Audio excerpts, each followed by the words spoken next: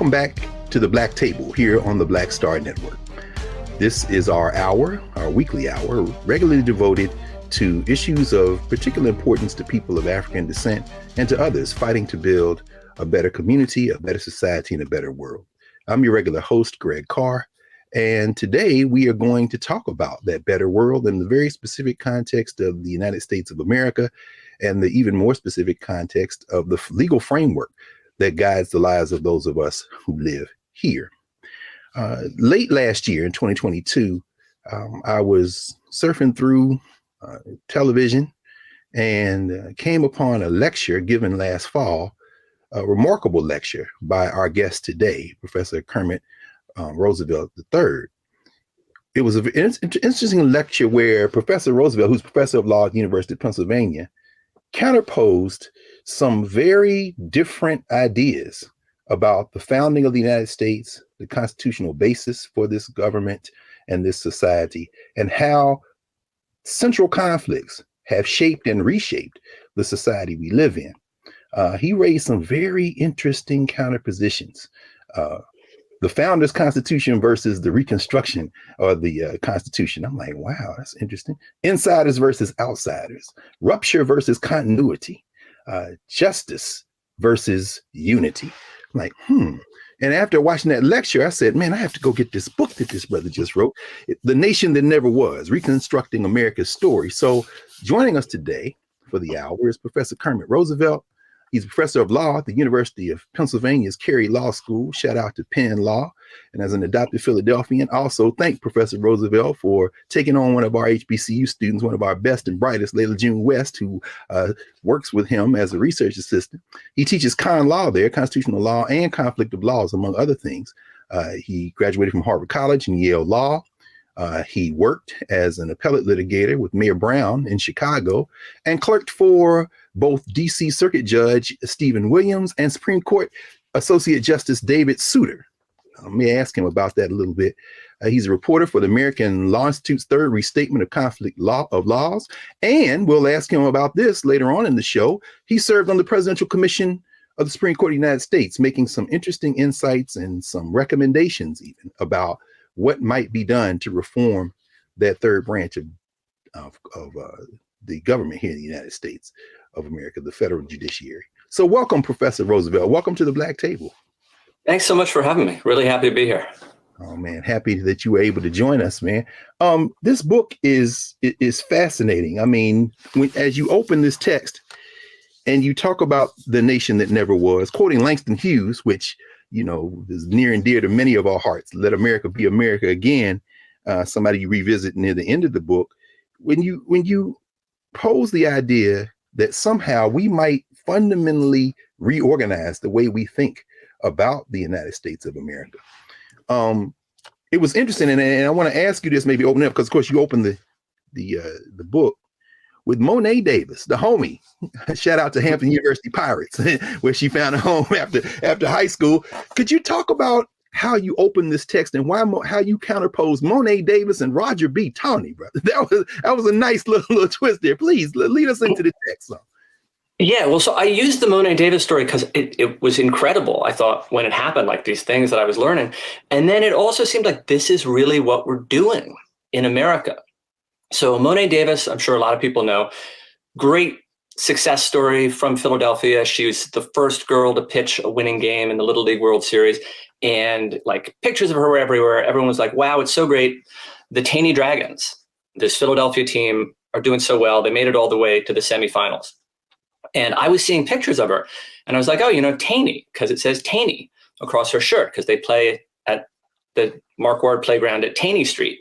Mm-hmm. And then I started looking into that a little bit more, and other people have pointed this out.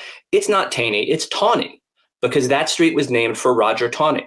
So Monet Davis, inspirational underdog, showing, you know, in America, anything is possible, goes out to play with Roger Brooke Tawney's name written across her shirt. And he's the author of the Dred Scott decision, right? The decision that says that Blacks can never be US citizens, that says that Blacks have no rights that the white man is bound to respect.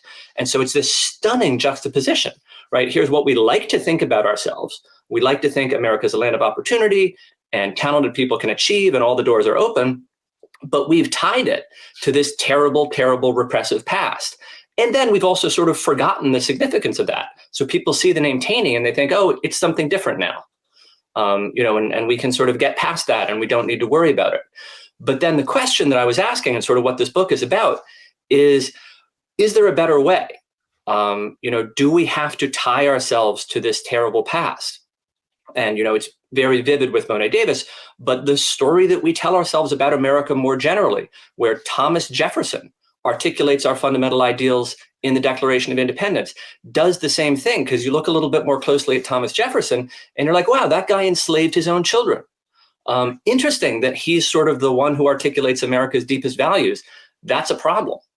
So can we solve that problem is the question. Interesting. And in 13 chapters with a tight bibliographic essay. And for those who might think that it would be daunting to read, they imagine this might be a treatise from a constitutional law professor. It is not that. You were very deliberate about that. In fact, you wrote to a much wider audience, and the language is compelling. It's very open. It's very inviting. And I encourage everyone to read this text and take this journey that you have us set on in the text. But in the process of doing that, you convene really a remarkable range of thinkers. I mean, Sean Wilentz, who I'm sure we'll talk about when you go into the No Property in Man thesis. But Cedric Robinson is in there too, and Gerald Horne, my friend Gerald Horne, and who's been on this show. And I'm thinking, man, you're trying to hurt all these cats, and you talk about this idea of a we. And I hope maybe in this first block you could help us understand why when we say we don't always mean all of us. In fact, maybe we never mean all of us. When you say we in this text, in the context of America, who do you mean, and why? How do you use that concept of we?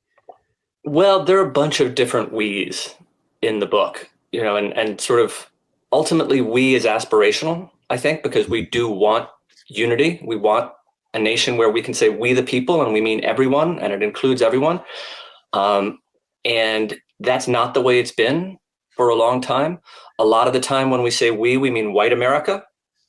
For instance, when we talk about conflict and division, we're like, oh, there's conflict, there's division. America really often only notices that when it's conflict and division among white people. So you can have intense racial polarization, but if white Americans and the people in power are unified, we think that's a unified America. And you can look at like Ronald Reagan's electoral victories for that, where people are like, look, America's coming together. Well, white America is kind of coming together. But Reagan wins 14% of the black vote in 1980, and then only 9% in 1984. So racial polarization is actually increasing, but we mistake that for unity because what it is really is a stable power structure. So, ultimately we want everyone together in the we. The second best thing is to get together the people who really believe in equality, I think, because that's more inclusive. So if you have to pick some group to marginalize, I think it should be the people who are against equality. Absolutely. And that's not what we do now.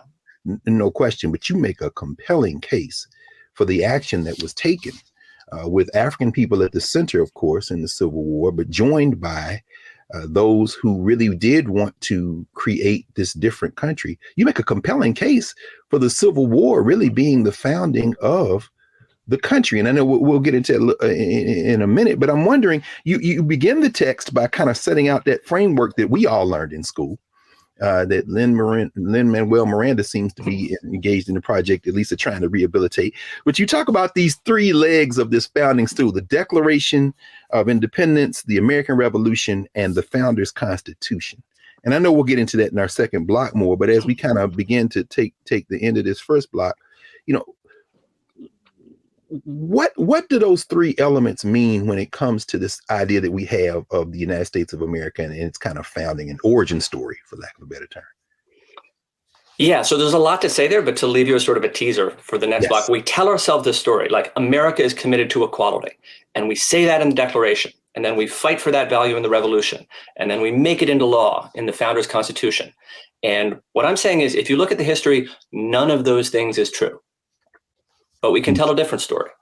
Mm-hmm. Absolutely. And it's funny because you evoke several kind of contemporary figures, one of which, of course, is my friend and colleague here at Howard, Nicole Hannah-Jones with the 1619 Project. And you say, as you are charting the course and going along, teaching, writing, thinking, when you read her essay in the 1619 Project, where she says, in many ways that founding is a lie.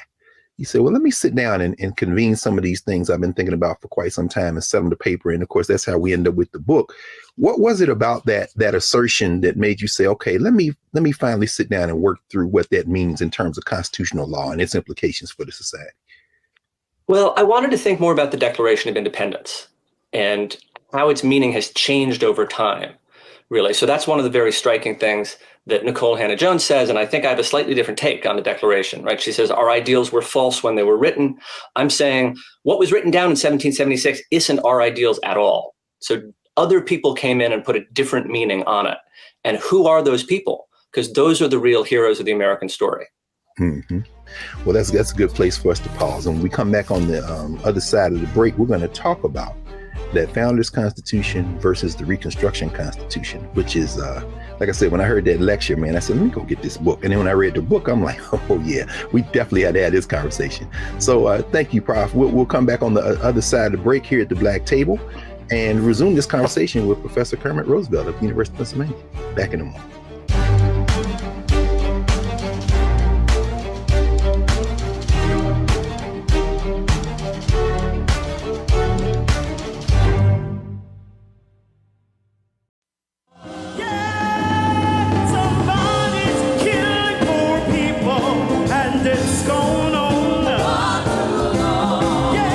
COVID happened, poor people were dying at a rate already of 800 people a day. Before COVID, if you went to a funeral every single day, it would take you 600 years to attend all the funerals of the people who will die from the ravages of policy violence, poverty, and low wages in America in just 1 year. It would take you 2 years and 19 days to go to all of the funerals of the people that will die today, and oftentimes silence. Nobody talks about this political genocide, but we are determined today to remember their death and be a resurrection of voting power and voice power like never before. Economic justice and saving this democracy are deeply connected. We, as a nation, must listen to the demands of the poor, who are pushing and will continue to push political candidates and elected leaders to lift from the bottom so that everybody can rise. Take back the mic, take back the mic, take back the mic, take back the mic. We are the poor, the marginalized, and the underpaid. And we are taking one step forward to say that everybody has a right to live. Poverty is not the fault of those who are impoverished. It is caused by those who make the policy. There are over 135 million poor and low-wage, low-income people in this nation. The biggest block of potential voters by far is low-income, low-wage voters. I can't afford medicine. Sometimes I have to skip because of the cost. The farm worker community is tired of the violence imposed upon us by greed, exclusion, and denial of basic human rights. Those folk that represented by that casket, poor and low-wage workers who are the most moral people in this country because they go to work every day believing, even though going to work is hazardous to their health. I'm tired of working 70 to 80 hours a week and still not have money for the necessity of bills. I'm tired of getting sick and not being able to go see the doctor. Having to make a choice to pay between rent or the light bill or food or clothes. You cannot claim to care about families and a culture of life and then do everything in your power to rob people of equal access to resources and to force them to live in poverty. Leadership of both parties had waged war on poor people and low-wage workers. And this government has treated people experiencing poverty, including their military families, with disdainful, deliberate, malicious neglect. So the truth is that my son died from poverty. We refuse to accept poverty as the fourth leading cause of death. The fourth leading cause of death in this, the richest country in the world. We march today for our children and the generations to come. And we need to do it with the loudest voices possible, the biggest actions possible. We will voice our demands and register our vote. When we stand up And when we stand together, things change. There is the electorate that is, and then there is the electorate that should be. 34 million eligible poor and low-income voters did not vote in 2016. If just 20% of those voters in swing states were mobilized around an agenda, they could change the political outcome of every election. So we're launching the most massive voter mobilization and turnout campaign in history of poor and low-wage voters, allies, and religious leaders. People are dying, but we know it doesn't have to be this way. And so we are calling on everyone to join us in this Poor People's Campaign, a national call for more revival. We are here, we will be seen, we will be heard, and our power will be felt. We don't need to be an insurrection. We are a resurrection that will be felt across this country. Are you ready? Ready? Ready? Ready? We are a resurrection, and we are ready. And we won't be silent anymore.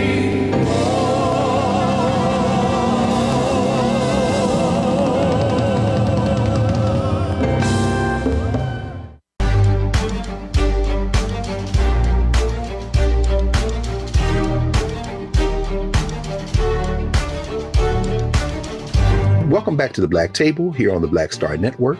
I'm your regular host, Greg Carr, with Professor Kermit Roosevelt of the University of Pennsylvania. Prof, you walked us right up to rewriting all that history we learned kindergarten to 12th grader as, was it Howard Zinn that said, or was it Herbert Apthex? I'm trying to remember. Well, when you get a PhD, it's basically what you learn in elementary school with footnotes. But this narrative, it seems, is hard to break, man. So walk us through, in the first chapters, you talk about this question of the exclusive declaration and the ambiguous revolution. Was slavery part of the reason, or maybe even the central reason, or is it clear at all whether or not the colonies broke from George III and, in England, based on the fact that England was getting ready to abolish slavery, and then maybe more importantly, what is the exclusive declaration that you write about? Yeah, so there's a big argument about the role that slavery played in the movement for independence. And, this is one of the things that people push back on very hard if you say it had anything to do with it. So I don't want to overstate that. But I think it is true. If you look at the reaction to the Somerset decision, people are very upset about it in the West Indies. They're very vocal about it. They're less vocal about it in the US. Why is that? It's probably because they're trying to get people together to fight for independence. And a pro-slavery justification for independence isn't going to fly all that well in the North. It's not going to produce unity. No taxation without representation. Everyone can believe in that. Everyone can say that. So they stick with something that sounds better. Now, this doesn't mean they're not thinking about slavery, particularly in the South. Because if you compare this to the American Civil War, the South secedes over a much lesser threat to slavery, right? The US government in 1860 didn't have the power to eradicate slavery. The British government did. So probably people are thinking about this. They don't talk about it very much. It's a complicated historical question. What I think you get much more clearly is this exclusive declaration bit, which is to say, what is the political theory that Jefferson is articulating in the Declaration? So first, what does he mean by all men are created equal? An educated person in 1776 would have understood that as basically a reference to John Locke and the Second Treatise of Government, where what it means is, in a world with no government or no laws, this sort of hypothetical state of nature, which is how Enlightenment political philosophy usually starts, no one has an obligation to obey anyone else, which basically means no one is made a king by God. And that's really all that it means. That's all it means to say all men are created equal in 1776. It's saying the king doesn't rule by divine right. And then they go on to say governments are formed by consent in order to protect people's natural rights. And then you get the question, when is there a right of rebellion? Which is, if the government is threatening your natural rights instead of protecting them, then you have a right to rebel. And the Declaration of Independence is all about a right to rebel on the part of the colonies. And its theory is governments are supposed to protect the rights of the people who form them. And that's why it's exclusive. The government has to protect the insiders. Doesn't necessarily have any duties to the outsiders. So a lot of people will say, gosh, it's so weird, right, that the colonists are saying King George is bad for trying to enslave us, but he's also bad for inciting domestic insurrections, which is encouraging the people the Americans enslaved to rebel. Isn't that inconsistent? And the answer is it's not. So it's wrong for King George to try to enslave the colonists because that's going against insiders. It's not necessarily wrong. It's a different issue, at least, for the colonists to be enslaving other people who are not members of their political community. So the Declaration just means much less than we think it does, as it's understood in 1776. Interesting. And then you also help us think about the Bill of Rights, kind of tacked on to that Constitution. And whereas in contemporary society, we tend to think of it as a seamless kind of document, you say, oh no, hold on, because that Bill of Rights, which does protect the insiders, and of course, this leads to and I wanted to have this conversation with you a bit about the nature of citizenship and whether or not, particularly in the world we live in today, perhaps that's something that we even need to revisit in terms of a concept of citizenship. But given the fact that Bill of Rights becomes so important to those who were excluded from that insider status, in those middle chapters, man, you spared no prisoners. You say really what happened was, using that Bill of Rights, more importantly, you have what becomes the Bill of Rights with the Reconstruction amendments, you have all these people who were outsiders who rise up in collusion with some of the quote unquote insiders to break the back of the founders' Constitution. And I know we'll get more into that in the next section, but could you walk us through that logic as you say, we're reading this wrong. It isn't Jefferson. It's really the Lincoln era that we should be focusing on as the point of departure for the country we live in now. Yeah, so the main point there is what I was saying before about the Declaration as it's understood in 1776, where it's like government exists to protect the insiders, and what it does to outsiders doesn't really matter. So if you're an abolitionist, right, that's terrible because your whole point is we're treating these outsiders unjustly and we need to treat them better. So abolitionists trying to argue against slavery and trying to argue in particular that America is an anti-slavery nation look to the language of the Declaration of Independence because that's the best resource they have, and they start reading it differently. They start saying, hey, all men are created equal. That means the government should treat people equally. And this is people like Prince Hall, Benjamin Banneker, Frederick Douglass. A lot of them are Black people. So this is sort of a more inclusive founding story. And that's where our ideal of equality comes from. It's not Thomas Jefferson. It's not the Continental Congress. It's the outsiders, the marginalized people in colonial America who are saying there's a different ideal that we believe America should stand for. And it doesn't stand for it then, but they fight for it. And the Republican Party picks it up and Abraham Lincoln does a lot with it. And then it all sort of comes to a head in the Civil War. And that's when the question is really joined. What does America stand for? What values will our nation be built on? Thanks, Prof. I appreciate the fact that, and like any master teacher, very generous as we had this conversation, because of course I skipped completely over the 1787 Constitution, where you make a very important observation. You said it really isn't natural law driving this at this point, because you're not talking about rebelling against your colonial master, the mother country. You've set up your own framework now.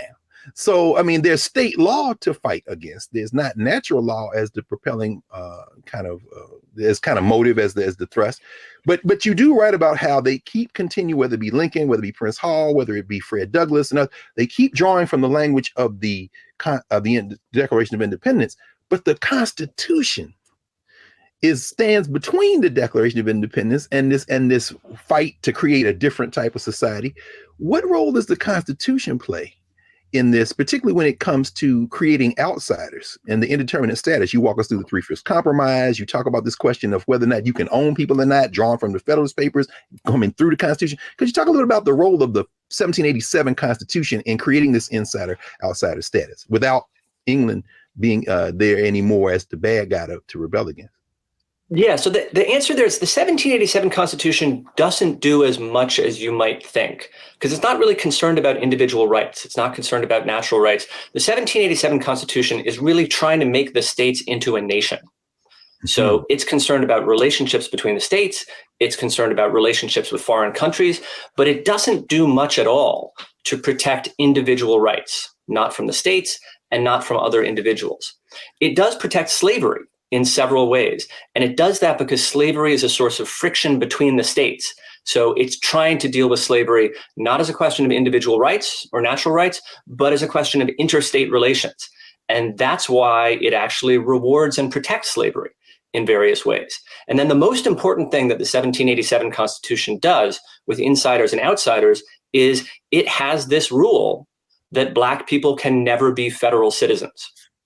And you might say, no, it doesn't. That's Dred Scott, right? And everyone knows Dred Scott is wrong because that's the rule that the Supreme Court announced in Dred Scott. As we said at the beginning, that's Roger Taney. But the important thing to understand about Dred Scott, I think, is it's a 7-2 decision. This is not a couple of bad apple racist individual Supreme Court justices. This is a supermajority of the Supreme Court. And most people say, we like to say, because we like to think that the 1787 Constitution is good, they say, oh, Dred Scott was wrong. But if Dred Scott was wrong, you still have to explain why were there 7 Supreme Court justices who issued that incorrect decision?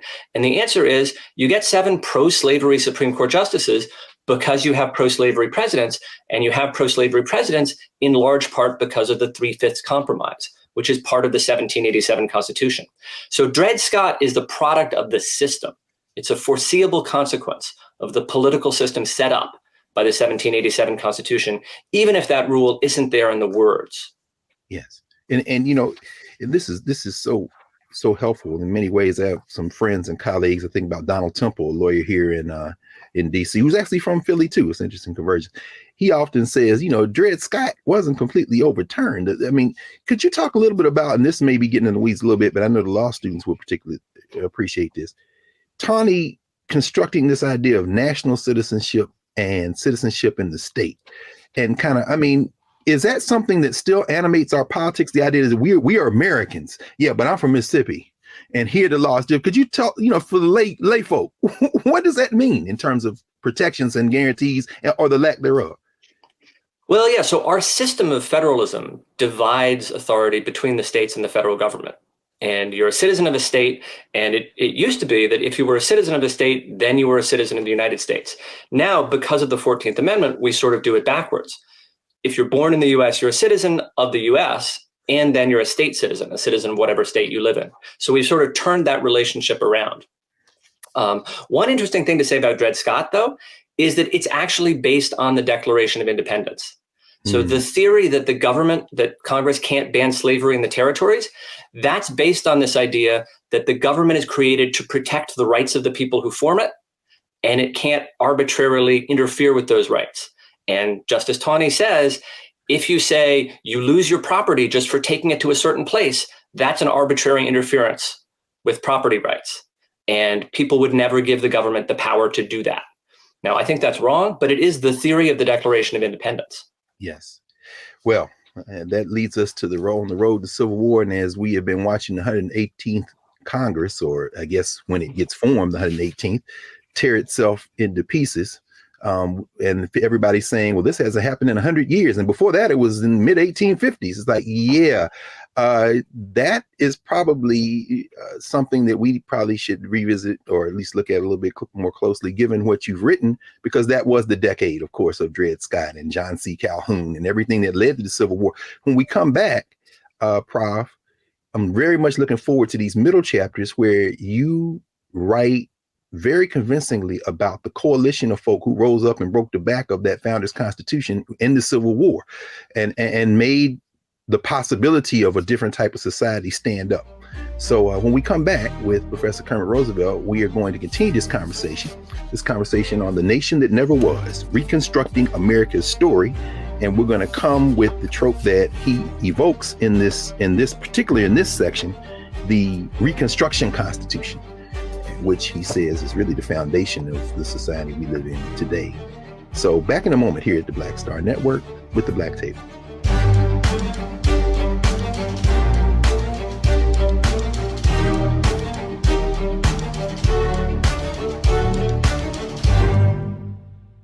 Fanbase is pioneering a new era of social media for the creator economy.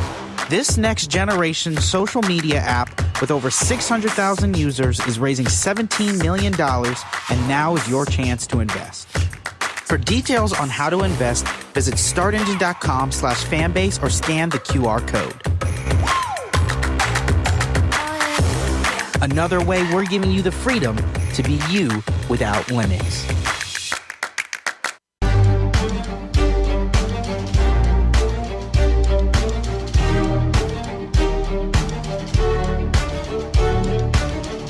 Welcome back to the Black Table here on the Black Star Network. Remember now to support the Black. Let me do it again. 5, 4, 3, 2, 1. Welcome back to the Black Table here on the Black Star Network. Remember to support the Black Star Network. Download the app, subscribe, and tell your friends. We're having some very powerful conversations here across the network on all the shows, including this one. So when we left, Professor Roosevelt, you were helping us understand how we got to the crisis that led ultimately to the Civil War. And you write very powerfully, man, when you get into the story of continuity, March of the Declaration, why we tell the standard story and why we shouldn't tell the standard story. And I remember this, of course, watching your lecture.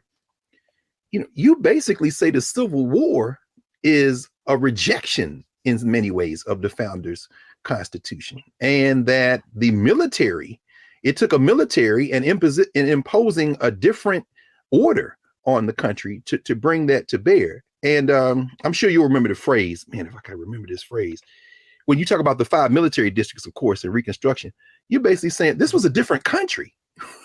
Then, man, that really seized me. I'm like, wow, this is and it's interesting. Could you talk a little bit about that period of the Civil War and Reconstruction and why that forms the basis of your argument that we're living in a different society than the one Jefferson and his comrades imagined?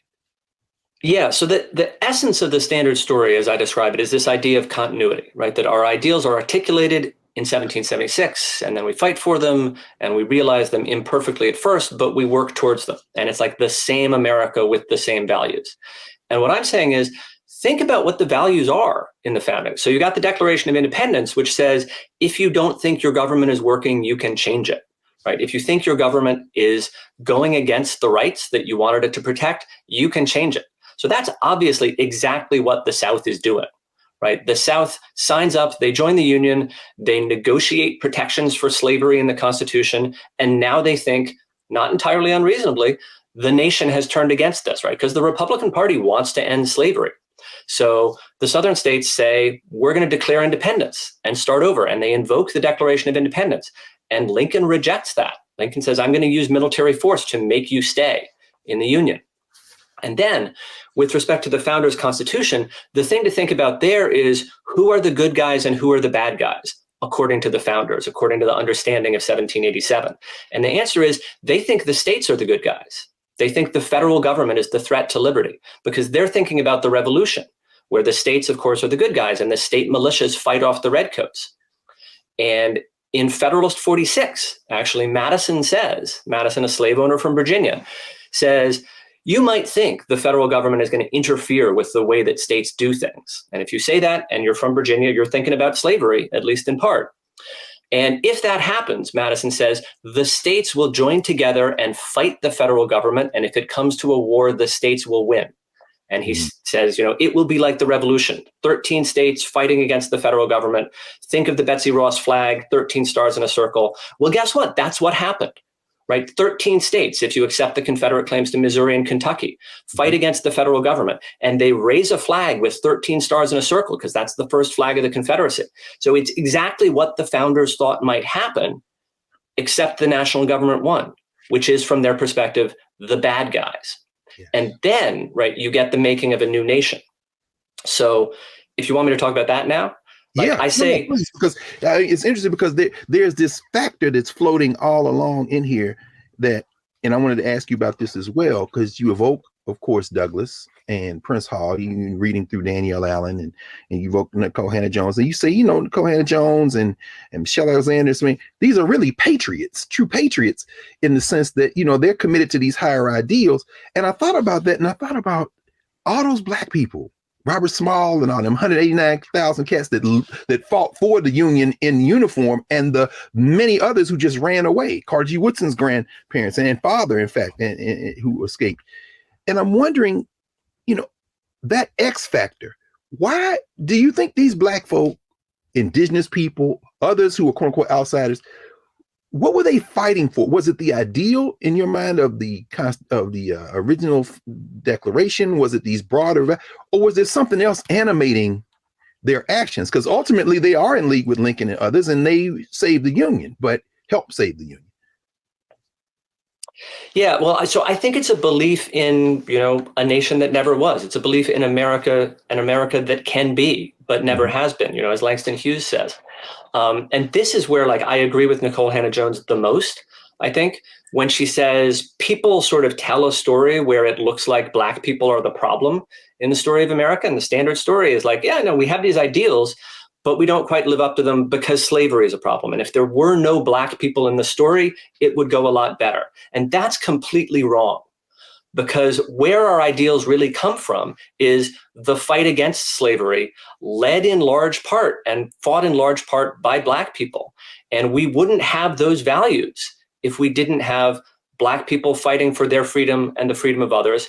And we wouldn't have the 14th Amendment, which is what makes the Bill of Rights meaningful when it starts giving you rights against the states and not just the federal government. We wouldn't have the 14th Amendment if it hadn't been necessary to protect the rights of formerly enslaved people once they become citizens. And why do they become citizens? They become citizens because Black people fight in the Civil War. So it's the choice of Black people to risk their lives for a nation that has given them nothing, right? A nation that has taken from them, in the hopes that they can make this just nation, that exists really only in people's imagination at the time and in sort of political rhetoric, but has never been. It's that sacrifice that sets us on the path to everything that is great about America that we celebrate now in terms of our Constitution.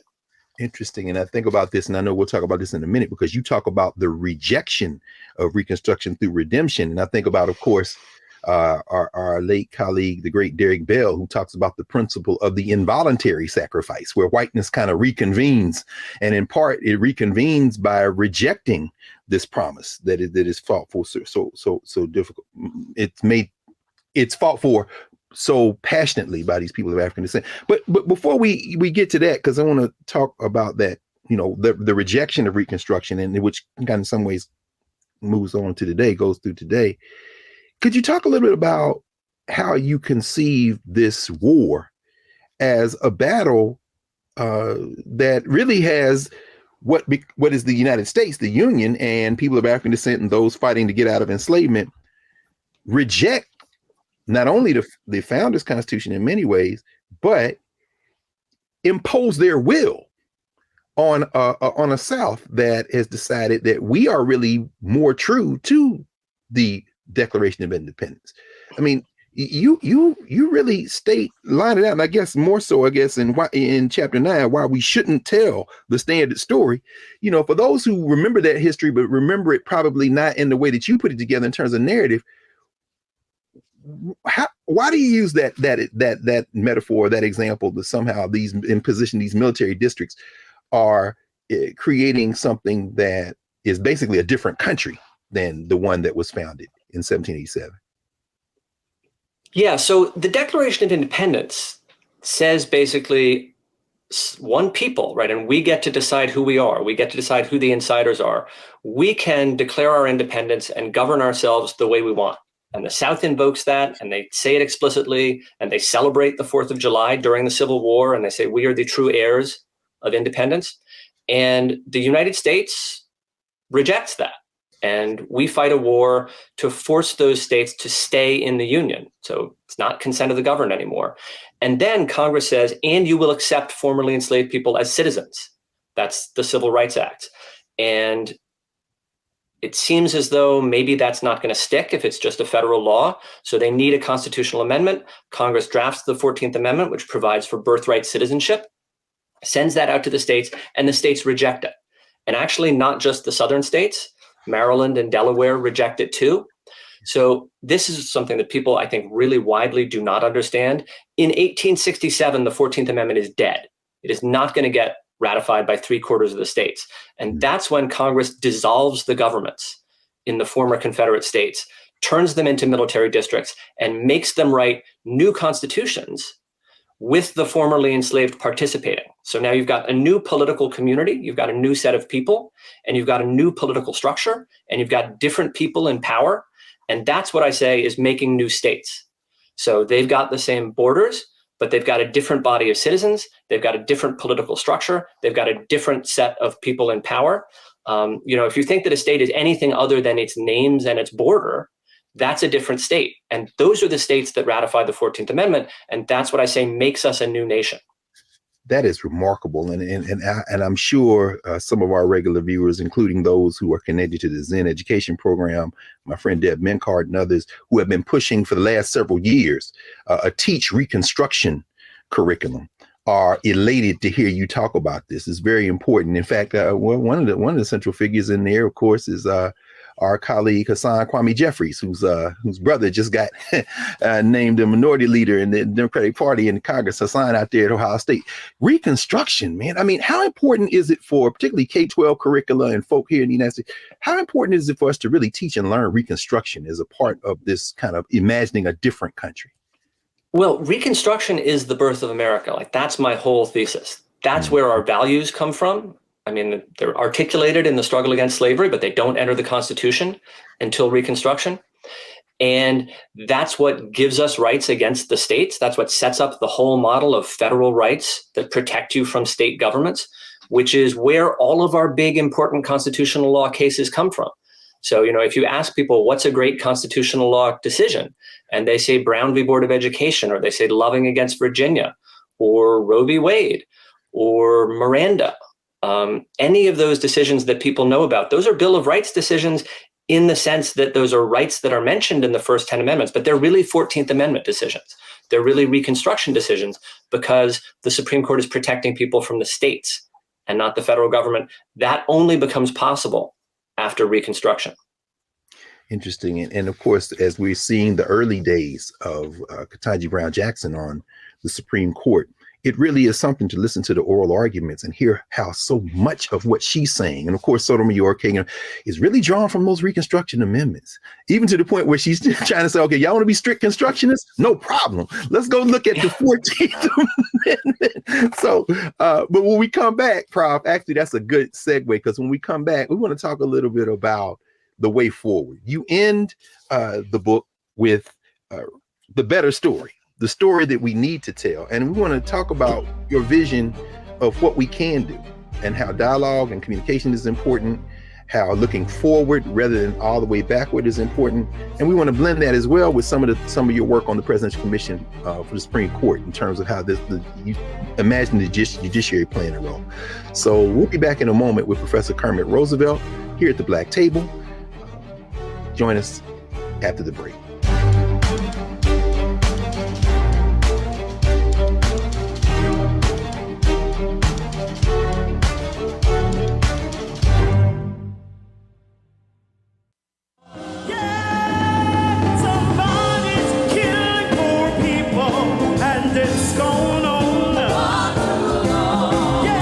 COVID happened, poor people were dying at a rate already of 800 people a day. Before COVID, if you went to a funeral every single day, it would take you 600 years to attend all the funerals of the people who will die from the ravages of policy violence, poverty, and low wages in America in just 1 year. It would take you 2 years and 19 days to go to all of the funerals of the people that will die today, and oftentimes silence. Nobody talks about this political genocide, but we are determined today to remember their death and be a resurrection of voting power and voice power like never before.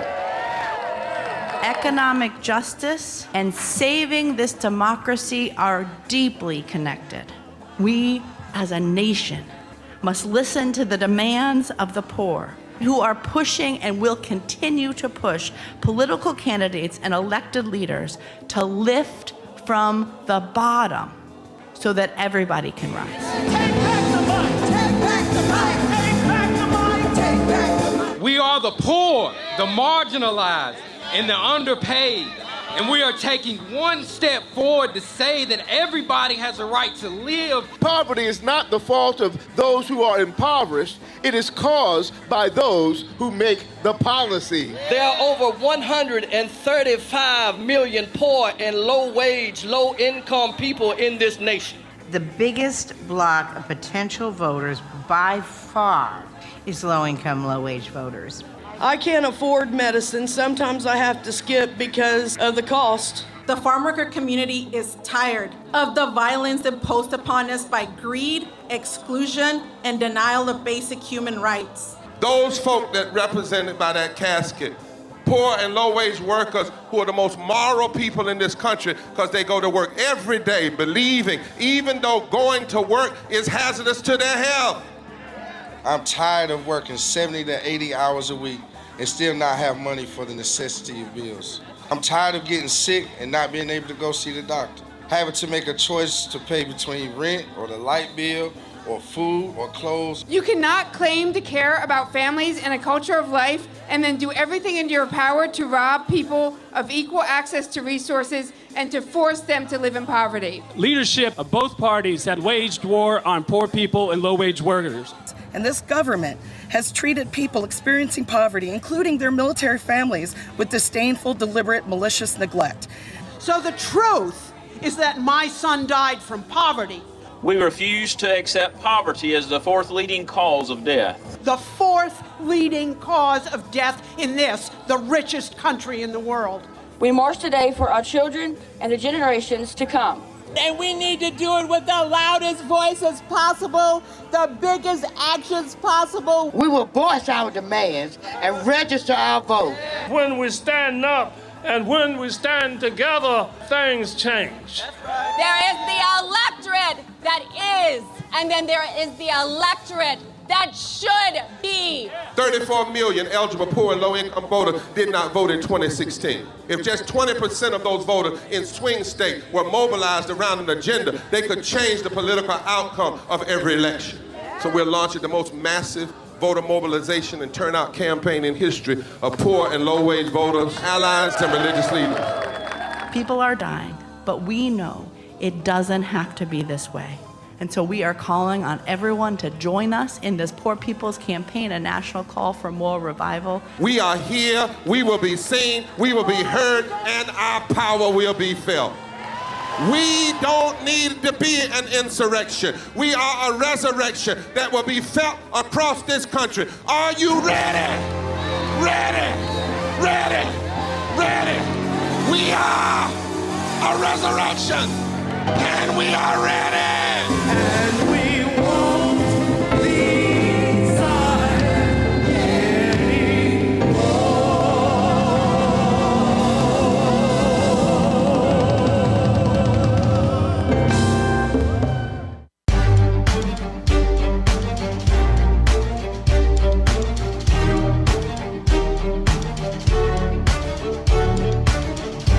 Welcome back to the Black Table here on the Black Star Network. I'm your host, Greg Carr. Remember to support the Black Star Network. All of our shows, our network got some big things in store in 2023. And we're finishing up today with Professor Kermit Roosevelt, Professor of Law at the University of Pennsylvania. Prof, you have been knee-deep in some very important conversations over the last couple of years. Of course, there's been a big clamor about the Supreme Court. And if you want to maybe mention some of the ways that we get to today after Reconstruction, whether it be the post-World War II movements of the court, the kind of clawback after Reconstruction and the redemption as the court begins to kind of try to reestablish that earlier arc in terms of trying to keep people outside of the legal universe here in the United States. But as you envision a different story, a better story, as you say, moving forward, how do we do that? I mean, in your mind, how do we imagine a country that does draw from that Reconstruction Constitution and rejects the kind of clawbacks and continues to move forward to create a different kind of society? Well, so the better story part, that's pretty simple. Like our standard story has this three-part structure. where there's a short document that states our ideals, it's the Declaration of Independence. There's a war that's fought for those ideals, it's the Civil War. There's a longer document that makes those ideals into law, it's the 1787 Constitution. And what I'm saying is basically none of that is true if you look at it closely. But we can tell the same story because there is a short document that states our ideals, it's the Gettysburg Address. And you can memorize the whole thing. No one memorizes the entire Declaration of Independence. And then there's a war that's fought for those ideals, it's the Civil War. And then there's a longer document that makes them into law. It's the Reconstruction Constitution. And we can tell the story and we can be honest about what really happened, which is the problem that we're having with our standard story.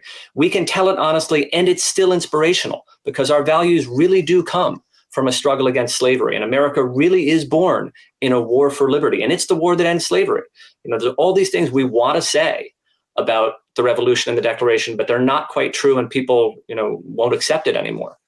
So the better story, that's pretty easy. How do we actually live out those values and make them real? Well, that's harder because we get these expressions of idealism and we get these moves towards a more democratic society, and then there's a backlash. And the backlash to the first Reconstruction is redemption, which is basically the regional takeover of a white supremacist minority, often, sometimes majority. But a national minority takes over a region of the country, reimposes racial hierarchy. That's the first redemption. That's the overthrow of Reconstruction, when federal military support goes away, and basically white supremacist terrorists overthrow the legitimate governments of a large part of the country. Then, for various reasons, there's not a lot of progress for almost 100 years, but in the post-World War II era, the civil rights movement and the second Reconstruction come along, and again, we move in the direction of equality. But again, there's a backlash, and this time it's national. So now racial hierarchy is being restored at the national level. And in part, this is minoritarian, and I can talk a little bit about the way in which the federal Constitution makes it possible for a minority to take over. Mm-hmm. But basically, it's about trying to reinstall racial hierarchy in kind of an insider-outsider way and cutting government benefits so that they don't go to the wrong people because you don't want to acknowledge that those people are insiders and equals. And this is all best understood, I think, as the second redemption. It's a reaction to the second Reconstruction. It starts with the Reagan presidency. It's tied to originalism, which is an embracing of founding values and a rejection of Reconstruction, basically, because that's what the Warren Court was doing, Reconstruction. And it's kind of like the founding. It's kind of like the Confederacy, because those two things are very similar. And what we've seen most recently is it's minoritarian. Now it's a minority, and they're trying to take over the entire country, and they're kind of succeeding. So during the Trump presidency, you had the executive branch, the president, held by someone who lost the popular vote. You had senators who represent a minority of the population controlling the Senate. You had in the House a lot of gerrymanders, partisan gerrymanders, that let a minority of a state elect a majority of that state's representatives. And you have the Supreme Court, again, 6-3 Republican majority, but 4 of those justices were appointed by presidents who lost the popular vote. So a minority has taken over the national government. They're trying to hold on, and they're trying to impose basically these neo-Confederate / founding ideals.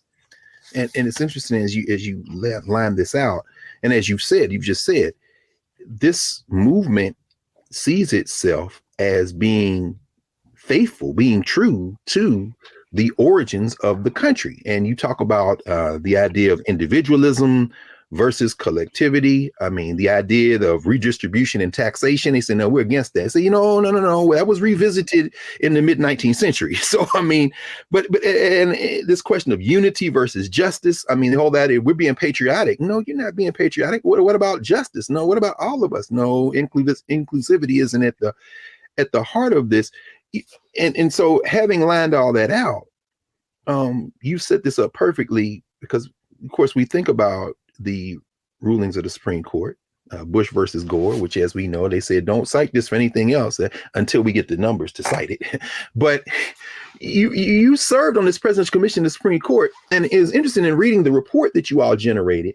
And in listening to you talk about it in other venues where, you know, as you say, it's regrettable that y'all work primarily in silos and there was no formal mechanism to have conversation. But still, the question of the legitimacy of the judiciary is interesting in the context, again, of what you just raised.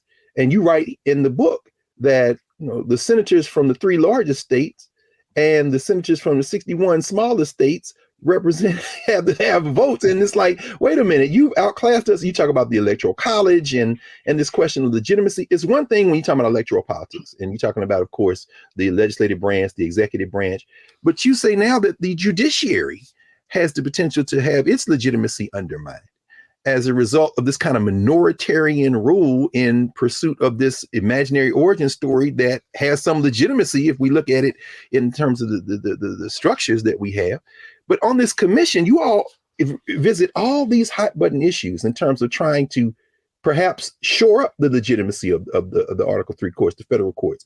Everything from the size of the courts to potentially term limits, questions of expanding the court, maybe restricting jurisdiction, dealing with questions of procedure. Could you talk a little bit about how we might even reimagine the courts at this moment when clearly the people in the country don't match the framework of the country in terms of this kind of ongoing battle?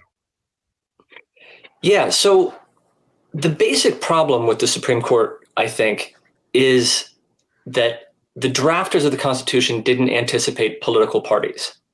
So they left the appointment of Supreme Court justices sort of up to chance. Like, how many appointments does a president get? Well, it depends on who retires or dies. And if you don't have political parties, that's okay, because the justices that one president will appoint aren't that different from the justices that another president will appoint. But if you do have political parties and the nation is polarized and the legal elite is polarized, which didn't used to be the case, then you get political influence on the appointments and you get justices embodying very different constitutional visions. So you've got sort of like the constitutional vision of Reconstruction, which is more the Democratic Party, and that's like Ketanji Brown Jackson. And then you've got the constitutional vision of the founding, which is a lot like the Confederacy, I keep saying. So, you know, if you look at January 6th, there are people flying Revolutionary War flags. There are people notoriously flying Confederate battle flags. They're marching happily together, and that shouldn't surprise anyone, right? Because those are very similar ideologies. So the problem is that it's possible now for a minority to capture the Supreme Court. So you've got your popular vote losing president, you've got your senators representing a minority of the American people. If timing works out for them, they can still appoint a majority of the Supreme Court. That's exactly what happened. And then the sitting justices time their retirements. They can hold the Supreme Court forever. Basically, if the Republican Party wins 1 out of every 3 or even 1 out of every 4 presidential elections, and the justices just retire under Republican presidents, that branch of government is controlled forever by the Republican Party. And that's not the way it should work in a democracy. So ultimately, the composition of the courts should be responsive to presidential elections. And the way to get there is term limits. So if you make each justice serve in active duty for 18 years, each president gets 2 appointments, then eventually the composition of the Supreme Court comes back in line with the outcome of national elections, which is the fairest and most democratic way to do it. Interesting. I mean, and I know we only have a couple of minutes left. There's so many more questions I want to ask you. I mean, in chapter 13, as you ended, and I love the way you write, you say, making a more just nation is not about returning to our origins or making America anything again. It is about making America. That is all. That is everything. You know, as we think about these demographic shifts in the country, and you write about the South, you know, I'm reminded of somebody who you rely upon a great deal throughout the narrative, which is, of course, W.B. Du Bois in Black Reconstruction, and the talk he gave in South Carolina, I think it was in the mid-1940s, called Behold the Land, where he says the future of the country is in the South. And then, of course, our colleague Imani Perry writes about that in her recent book on America in the South. Any thoughts on how demographics may force this question in a way that couldn't have been anticipated in the 19th century? Shifts in demographics, or you know, is the South irretrievably lost? Or are some of these states that are now tipping the scale, are they, you know, how can they be reformed? And is it a local state question? Is it a question of organizing? I mean, any thoughts on any of that? Well, I don't think the South is irretrievably lost. I mean, I wouldn't want to say that anything is irretrievably lost. No question. I would worry more about the really rural states, because that's where you've got a greater disparity, I think, now. And you've got less potential for demographic shift. So demographics, I think, are very encouraging. If you look at younger voters, they're more Reconstruction oriented than founding oriented, right? They're more pro-equality, I would say. And the millennials seem to be staying that way, right? They're not getting more conservative as they get older. And then we're getting increasing racial diversity. So I think the demographics are very positive. And what we're seeing now is really sort of a reaction to that. There's a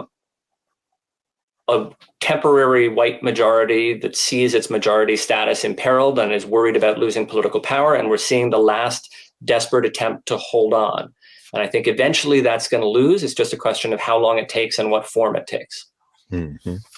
In fact, I love the way that you write in chapter 13, The Better Story. You say, the choice is up to us and we keep trying. So, I mean, what's the alternative? There really is no alternative for us as a species either. Probably want to thank you for joining us. And maybe we got about 30 seconds in.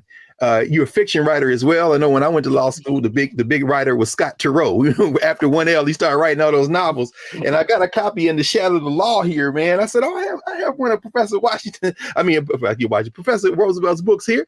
Could you talk a minute about your work in fiction? You mentioned Allegiance, for example. And I mean, why take fiction on? It's just a way to another way to narrate stories, man.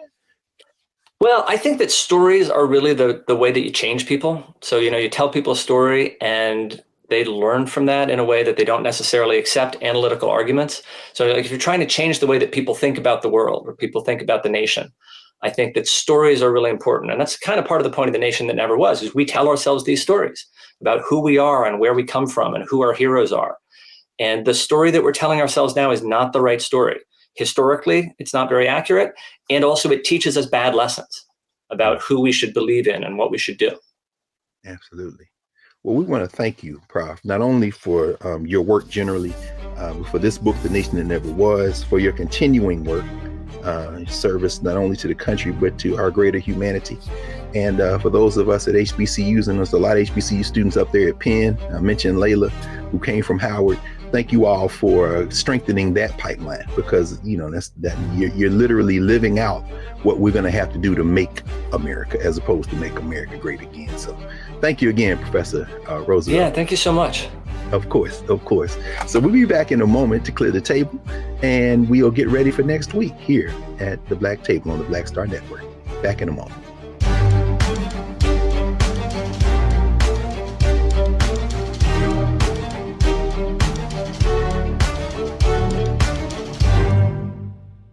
Fanbase is pioneering a new era of social media for the creator economy. This next generation social media app with over 600,000 users is raising $17 million, and now is your chance to invest. For details on how to invest, visit startengine.com/fanbase or scan the QR code. Another way we're giving you the freedom to be you without limits.